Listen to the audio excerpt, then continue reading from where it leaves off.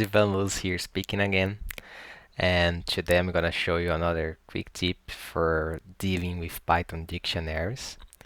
So in this example, you can see here that we have a dictionary called ages by name, and here what I have is the age of a person. So we have as the key of the dictionary we have the person name, and as the value we have their ages, right? So what we want to achieve here is given a person name, we want to print their age.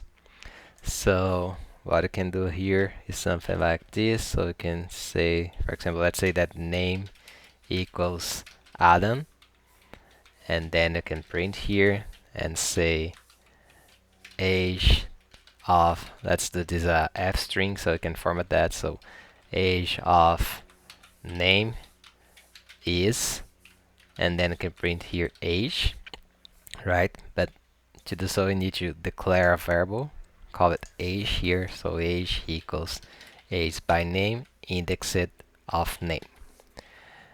So if you run this, you can see that age of Adam is 51.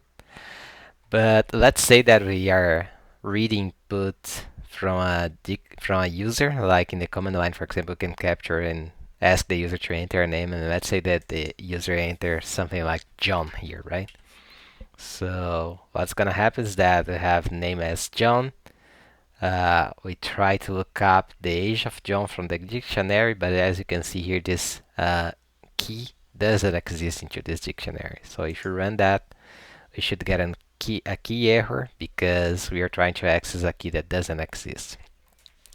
So what I sometimes see people doing is to have something like if names in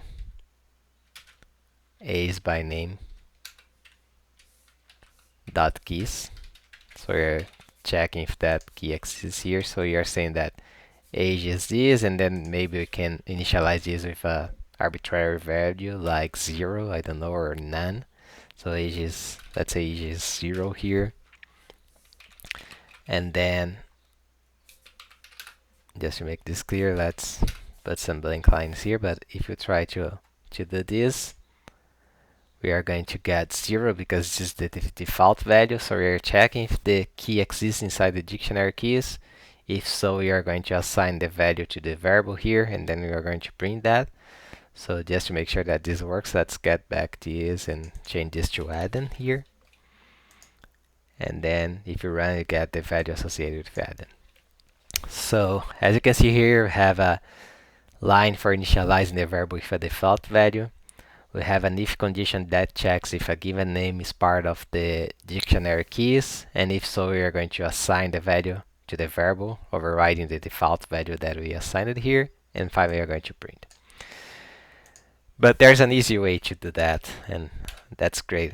The great thing about Python, there's always a better way to do something. So what you can do here, dictionaries have a method called get, and what get provides us is the ability to try to get a value from the dictionary. So we can do something like age by name dot get, and we can do name here. So if you run this, what you're going to get is probably the same result as you can see here. If you change this to a value that doesn't exist, we are probably going to get a none here. And the reason for this is that get accepts a second parameter, as you can see here. So you can have the key, and the default value, it's D, that is showing this tooltip here. So you can see that by default, this default value is none. So what you could do here instead is that you can pass a second parameter. So you can say that it's 0. So if you do that and you run, you get 0 here, or you could do something more fancy like saying missing here. So when you run that, it says that age of John is missing. So the reason for that is that it tries to get the value, it sees that the value doesn't exist, and then it's going to return the default value. So as you can see, we are able to reduce Our number of lines for this checking for 3 maybe to just 1. It's much more concise, much cleaner, and just works as you would expect. So that's it for this video. I hope that you enjoyed this tip, and happy coding. Have a great one.